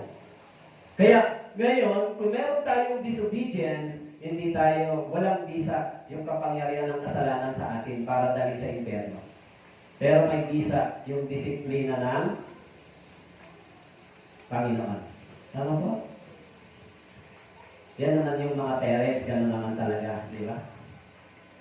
Kaya kung tayo tutuloy sa dati nating klase ng pamumuhay, kung ligtas talaga tayo, tatanggapin natin yung disiplina ng Diyos. Kaya anong klase ba yung pastor? Hindi ko alam. Pwedeng financial, pwedeng physical, pwedeng problem. Ewan ko kung saan tayo padaanin ng Diyos dyan.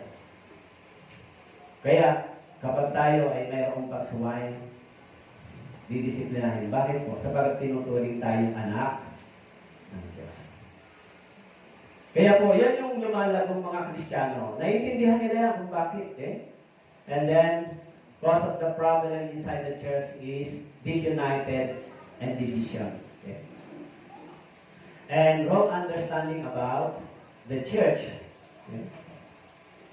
Ibig sabihin, kung tayo ay hindi nagkakaisa, hindi talaga gagawa ang Espiritu ng Diyos sa church. Bakit po?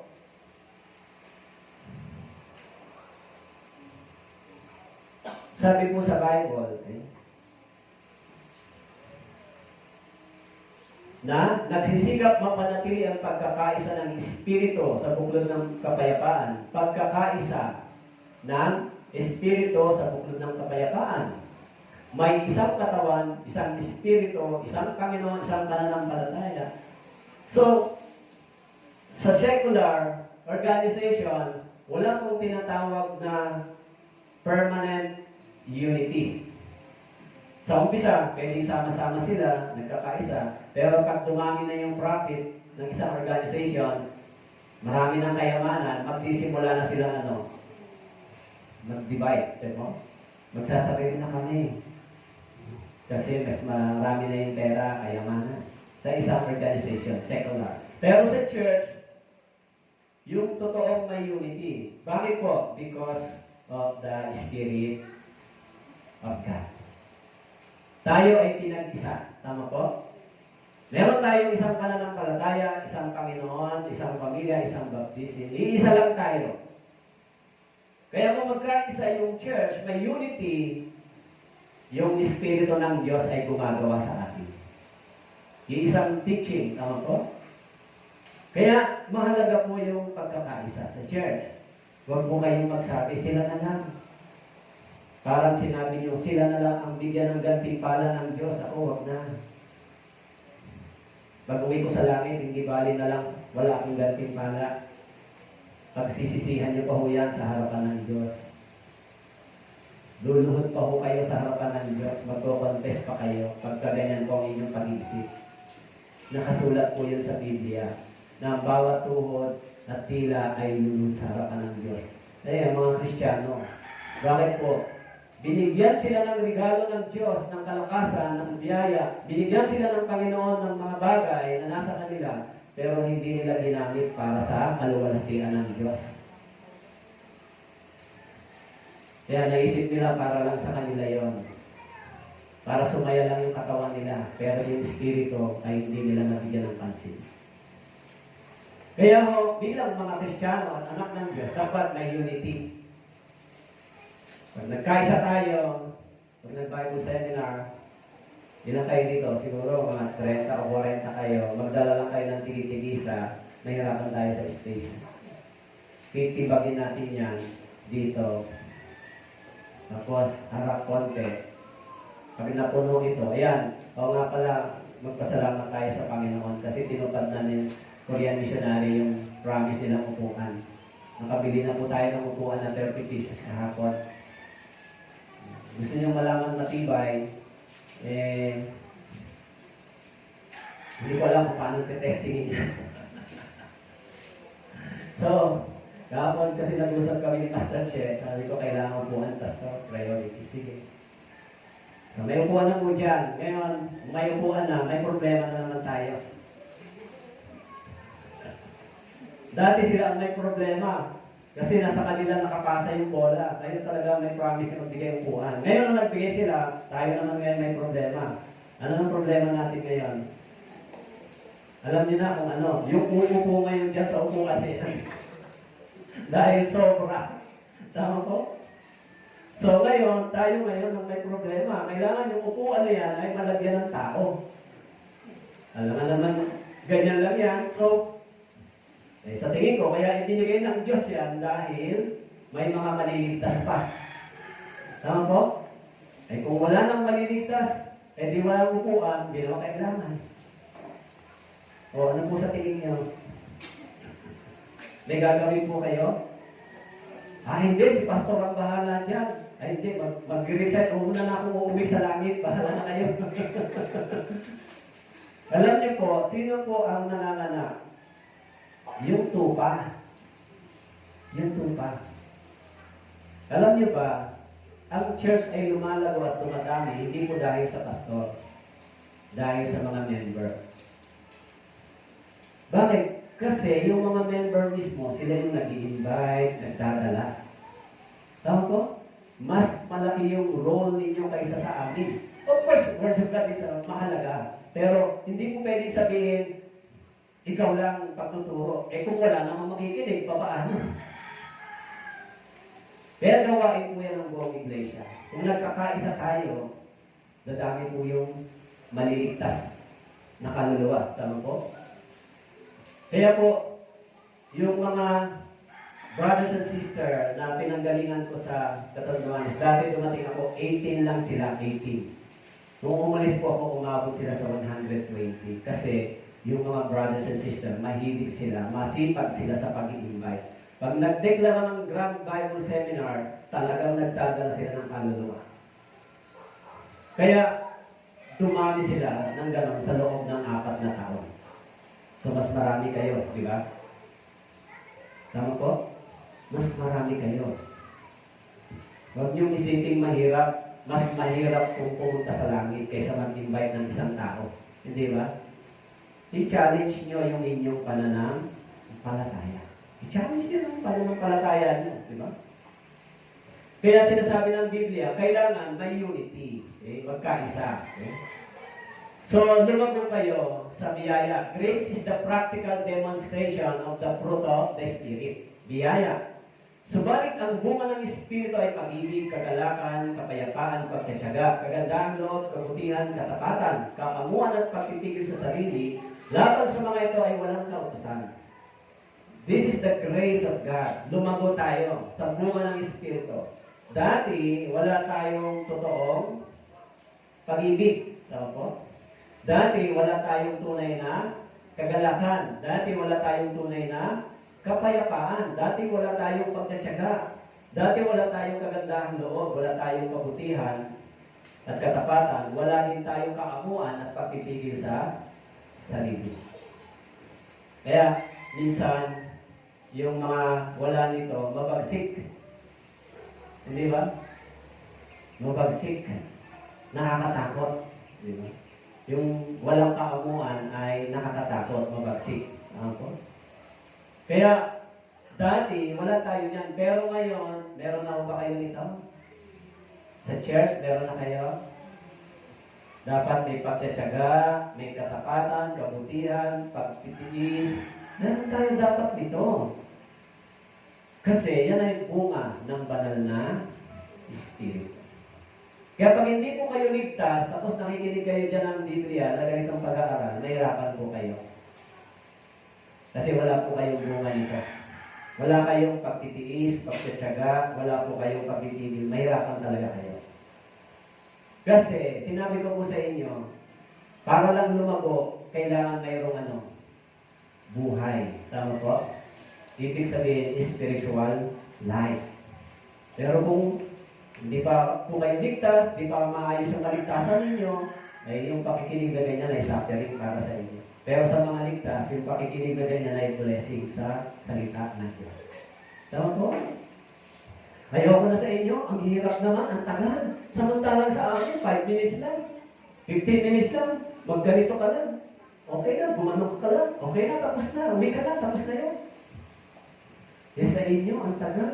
Biro mo, 1 oras, kalahati. Makikinig ka ng Biblia, ay, napakahirap yan. Kaya ano ba kayo makinig ng Biblia? Sabi ng Bible, ito ang kailangan natin pagkain. Tama po? O palitan natin to, gawin natin lechon tsaka fried chicken. Gawin natin salad ito.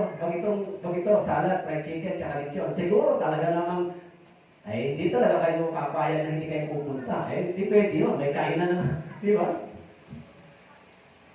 Masarap kainin niya. Paano yung worship God? Naku, ang hirap naman yan. Biro mo, 1 oras kalahati. Ang hirap, di ba? Kasi, kung walang buhay, walang desire doon sa spiritual milk. Kaya sabi ng Panginoon, lumago kayo dapat, lumago. Pag lumago kayo, makakainin niyo yung asawa, matuturuan yung mga anak, makakay sa Panginoon, kahit mga bata pa, pag lumaki sa church yan, hindi niya magiging problema in the future. Lumago tayo sa kaalaman, pagkakilala sa Diyos. Lahat ng mga bagay na meron kayo, may pagpapasalamat niyo sa Diyos. Dahil binibigyan pa tayo ng buhay. Tama po? Kahit meron tayong mga kagustuhan, pero kung wala ng buhay na gustong i-extend ng Diyos, tapos na. Tama po? Kahit gusto pa natin gumawa ng maraming bagay, pero kung halimbawa nakilala niyo ba mas kilala ang basketballista si Kobe Bryant? Bata pa, kasama yung 14 years old na anak niya, di ba? Marami pa yung pangarap. Di ba? Marami pang pangarap yun. So, sumakay sila doon sa helicopter, first class helicopter, pero nag-crash. Namatay sila, nasunog. Nakita ko nga yung itsura, sunog na sunog. O halimbawa, si Kobe Bryant, mayaman ba siya? Milyonaryo ba siya? Dollar. Siguro, billion. O halimbawa, sinabi ni Kobe Bryant, ay, pre, o kaya, ate, kayo na lang mo ang sumakay dyan sa helicopter niyan. Tapos ibibigay ko sa iyo lahat ng kayamanan na meron ako. Kaya lang po yan, babagsak yan na magka-crash. Bahala na kayo mag-survive kung paano. Siguro, isipin niya, o sige ba, tanggapin mo lahat ng kayamanan mo. Pero pag sakay mo dyan, yung lahat ng kayamanan, di mo na matitikman kasi mamamatay ka na pagbagsak niya. Sasakay pa kayo pag ano? Sabihin sa inyo, bibigay ko sa iyo lahat ng kayamanan ko, meron ako. Ikaw na lang ang sumakay dyan kasi yan, magkakash yan, babagsak yan, at dyan masusulog ka. Payag ko kayo? Hindi na, kahit hindi mo na ako bigyan ng kayamanan kasi mas mahalaga yung buhay ko kaysa kayamanan mo. Hindi ba? Kung gano'n, kung alam ni Kobe Bryant na sila ay mamamatay doon sa helicopter na yon, sasakay ba sila? Siyempre, hindi. Kasama yung anak niya. Kung ganon, sinong kapagsasabi sa atin na bukas mabubuhay pa tayo? Kaya yung buhay natin ay nasa ilalim na ng biyaya ng Diyos. Kung nabubuhay pa tayo, yan ay dahil sa gusto pa ng Diyos. Tama po? Kung tutusin, mas may future sila kaysa sa atin dahil marami silang pera. Kaya, yung buhay natin ngayon, saan natin gagamitin? Ipinanganak na kayo muli, uubusin niyo ba yung lakas, talino, lakas ninyo para humanap ng pera din sa mundong ito, para lang yumaman? Pagkatapos, kakalimutan niyo na yung para sa Diyos. Siyempre, yung mga Kristiyano, hindi dapat. Tama po? Dapat, pag lumago kayo sa Panginoon, maunawaan ninyo yung purpose ng kaligtasan ninyo at purpose ng buhay natin dito sa lupa. Eh, ang tanong, bawal pa magpayaman? Wala namang binanggit sa Biblia ang bawal. Pwede po kayong yumaman kung gusto nyo. Pero minsan, sinabi ng Bible, dahil sa kayamanan, iniwan ng tao ang kanilang pananampalataya sa Diyos. Yan ang nagiging bitag. Of course, kung mabuti ang buhay Kristiyano, okay naman yumaman, pero huwag tayo mag-focus sa kayamanan. Dapat sa Diyos pa rin. Tama po? Kapag lumago tayo, magiging tama yung kaisipan natin sa harapan ng Diyos. Okay? Kaya, growing to the grace of God, increasing to the likeness of our Lord Jesus Christ. Ibig sabihin, kung lumalago tayo sa Panginoon, yung karakter natin, yung karakter, pananalita, iniisip at sinasabi ay unti-unting nagiging katulad sa buhay ng ating Panginoon. Nagiging banal at matuwid. Tama po? Habang lumalago. And our life become full of compassion slowly for the lost. Yung buhay natin unti-unti, nagkakaroon tayo ng passion para sa mga hindi ligtas. Nagkakaroon tayo ng habag sa kanila. Sana, Panginoon, sila din mailigtas po ninyo. Okay? And then yung ating progress sa ating character and behavior ay nag-grow. Di ba? Siyempre, yung isip natin nagbabago, yung karakter natin na itutuwid, so nagiging mas maayos tayo sa harapan ng Diyos. O dito sa church, pwede bang, dito ba sa loob ng church, pwede ba yung salitang bad words? Pwede ba yan? Siyempre, hindi. O pwede ba tayo manigarilyo dito, mag-inom? O, halimbawa ito, gin po ito, pwede ba? Pwede ba ganon? Kaya, yung pinsan ko dati na kaibigan ko, best friend ko, siya ay sakristan. So, siya naghahanda ng mga inumin ng pari. Minsan daw, ginawa niya, ang inilagay niya doon sa inumin ay gin. Kasi minsan nagiginom sila kasama niya yung pari kasi best friend din sila. Di alam nung pari, ang binigay niya ay gin. Eh kaya that time, yung tinatawag na holy, tawag dyan, yung communion, di ba? Sabi niya, ito ang alak ng Panginoon. Pag inom niya, gin pala. Kaya sumama yung mukha niya, sabi ng pinsan ko, tawa ng tawa. Sabi niya sa akin, gano'n din ba kayo? Hindi kami umiinom ng alak. Sa atin, grapes, di ba? Grapes. So, wala naman, pagkatapos natin sabihin, Kristiyano na tayo, magsusugal ba tayo? Sasangguni ba kayo sa mga albularyo? Sa mga manghuhula, sasangguni kayo? Gagawin niyo ba yung tataya kayo sa loto? Tataya kayo sa mga wedding? Tapos sasabihin niyo sa Panginoon, sana Lord, manalo ako. Ganun ba gagawin natin? Gagawin niyo ba yan? Tapos, pag may sabong ng linggo, sana manalo ako. Di ba? Yun ba gagawin ng mga Kristiyano? Siyempre hindi. Tama ko? Dahil merong paraan ang Diyos para ipagkaloob sa atin yung ating mga pangangailangan sa malinis na paraan. Siyempre, yung sugal ay bawal. Tama ko? Bawal ho ba yung sugal? Bawal ho ba? Illegal. Hindi po tinuro ng Biblia.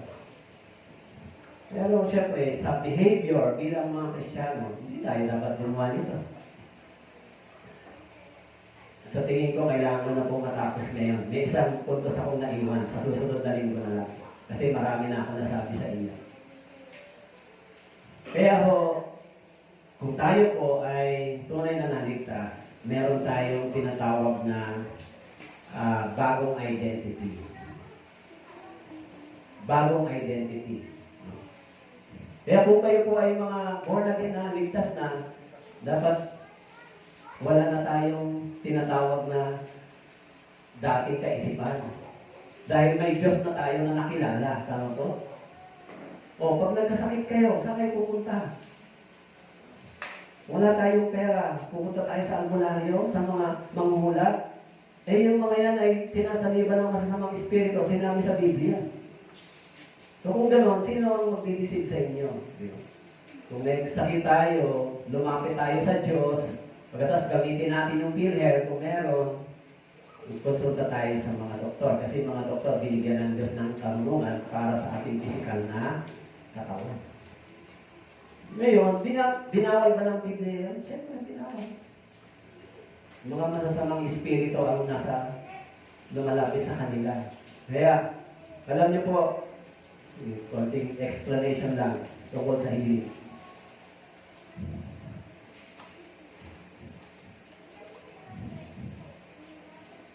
May dalawang healing po sa Biblia. Isang physical. At saka isang spiritual. Okay? Si Jesus Christ, nung nagpagaling doon sa Mark chapter 2, tinuligsa ng mga relihiyoso. Sabi doon, sinabi nila, sino ka para magpatawad? Diba? Pero, yung lalaki doon, ang gusto niya, bumalik siya physical. Kasi lumpo siya, di ba? Lumpo. Kaya, lumapit siya kay Jesus Christ. Gusto niya makalakad.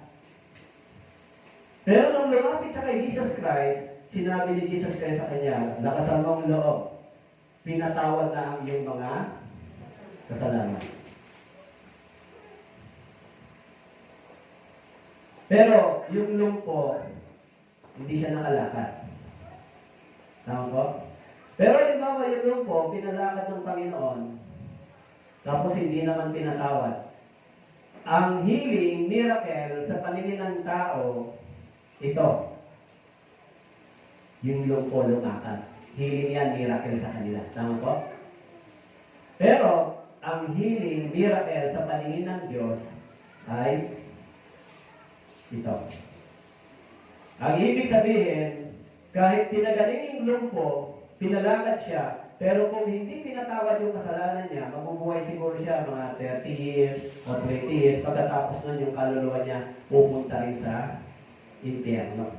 Pero pinagaling yung kanyang katawan. Tama po? Naintindihan niyo po? Pero ito, hindi siya pinalakad, hindi siya pinagaling sa physical, pero pinatawad yung kasalanan niya kahit hindi siya nakalakad. Kahit na hindi niya tanggap yung physical healing, pero yung kaluluwa naman niya, pupunta saan? Sa langit. Tama po? Pero sa paningin ng maraming tao, mahalaga ito. Hindi ito mahalaga. Pero sa paningin ng Diyos, ito ang importante. Tama po? Kasi kahit anong gawin mo dito sa physical, mamamatay at mamamatay pa rin ito. Hello, tama po? Kahit sabihin mo may mga expert ka, doktor, marami kang pera, kang pagaling, mamamatay pa rin yung physical. Pero kahit hindi ka gumaling dito, basta tinanggap mo yung forgiveness at kaligtasan, ibig sabihin, sa paningin ng Diyos, ito ay isang miracle. Isang sinner makakapasok sa buhay na walang hanggan. Pero sa paningin ng tao, mas mahalaga to. Pero sa paningin ng Diyos, hindi po yan mahalaga. Tama po? Kahit bigyan kayo ng healing kagalingan, pero physical nyo, mamamatay pa rin. Tama po? Kahit sabihin nyo may gamot kayo ngayon, mamamatay pa rin yung katawan. Kaya dapat, ito ang bigyan ng mas mataas na pansin. Kung nakatulog pa kayo dito, Puro problemahin na lang po yan. Kasi kahit na anong meron kayo, may pera kayo, may doktor kayo, mamamatay pa rin yung katawan natin. Of course, alagaan na lang natin yung katawan natin, pero huwag natin alagaan yung sakit. Ba tayo magagawa, di ba? Kung may gamot, kung mag-take tayo, pero mas magandang exercise, bawasan yung mga pagkain na magbibigay ng... Ako po simula nung nag-mission, hindi po, actually, bago ako pumunta sa Catanduanes, na high blood po ako. Inabot ng 200 plus yung dugo ko. Kasi nakakain ako ng skin ng chicken, yung Jollibee. Ang dami kong kinain. Umikot po yung mata ko. 3 days before ako pumunta ng Catanduanes, ililipat ako. Kaya, pagbangon ko, nahihilo, umiikot yung mata ko, sumuka po ako. Hindi ko alam yun na high blood na pala, na mataas yung dugo ko, hindi ko alam. Tapos, pinipilit kong patinuin yung isip ko, sabi ko, kaya ko pa. Hindi ko po alam na high blood na pala yun. Kasi first time ko lang yung sinumpong ng ganun, first time. Nag-drive pa ako. Pag-drive ko, pumunta kami sa Dr. Nemesis, pag-check ng doktor sa dugo ko, 200 plus. Oh, sabi niya, 200 plus, buti hindi ka madali. Nagulat siya, kaya hindi ako pinayagan ng doktor umalis. Tinira ako ng calcium block, binigyan ako ng gamot hanggang sa bumaba. Pero hindi ko alam na yun ay high blood. First time ko sinumpo. Binigyan niya ako ng gamot. Pero sabi ko, yung gamot mahirap mag-rely. Sandali lang ako uminom. Pagdating sa Catanduanes, ang ginawa ko, nag-proper exercise at saka bawas ng pagkain sa mga cause ng pagtaas ng blood. Kaya regular na nag-exercise po ako. Nag-jogging, nag-gym pa nga ako doon para yung physical body ko ay maging healthy. Ngayon, hindi po ako umiinom ng gamot madalas kasi mahirap mag-rely. Alam niyo ba anong sinisira ng gamot sa atin? Yung ating kidney. Tama po? Mag-rely po kayo sa gamot, yung kidney naman ang babanatan niya. Kaya mahirap po sa pastor pag nag-rely. Kailangan kumari lang sa mga pastor hanggat buhay at nagtuturo, maging healthy. Tama po? Kasi napaka-tireless ng, maraming trabaho. Maraming trabaho po yung gawain ng pastor. Kaya sana po, dito sa church, kung meron tayong mga gawain, sana tumulong po kayo. Magkaisa po tayo. Huwag po kayong mag-isip na bahala na sila doon. Isipin nyo lagi na kailangan makapag-invest ako bago ako umuwi sa langit. Kasi ako, kaya ko po ginagawa din yung gano'n. Uuwi ako sa langit at haharap sa Diyos. Para yung ginawa ko ay hindi sabihin ng Diyos anong ginawa mo. Pagkatapos mo, malitas. Haharap po ba kayo sa Diyos? Ha?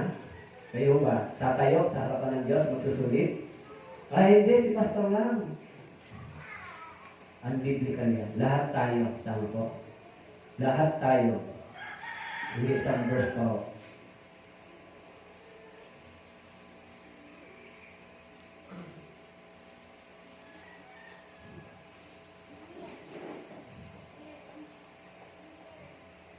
Ayan. Sapagkat tayong lahat ay kailangang humarap sa hukuman ni Kristo upang ang bawat isa ay tumanggap ng kabayaran sa mga bagay na ginawa niya sa pamamagitan ng katawan, maging mabuti o masama. Ito po ay para sa mga Kristiyano, hindi po para sa hindi ligtas.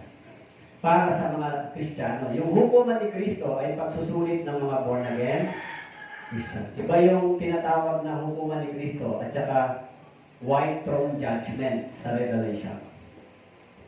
Kaya, bawat isa, tama po? Bawat isa ay tatayo, tatanggap ng kabayaran. You know, naintindihan niyo po? Bawat isa. Yan po yung church. Yung mga ligtas po yan. Kaya po tayo ay maraming ginawang pagtulong, kabutihan, sa church, tumulong tayo, nag-evangelize. Tatanggapin niyo po yung bayad pag tayo sa Panginoon. Tama po? Eh kung wala tayong ginawa, walang bayad. Sana ay ang ang kaisipan ninyo ay unity and cooperation sa church. Amen po? Okay, tayo po yung manalangin. Ama naming Diyos, salamat po. Tulungan niyo pong lumago ang mga brothers and sisters, hindi lamang sa salita, sa kaalaman, kundi sa paggawa, Panginoon. Proteksyonan niyo po ang church upang sa ganon makagawa kami ng may kabanalan at pagkatakot sa inyong harapan. Salamat po. Ito po ang aming dalangin sa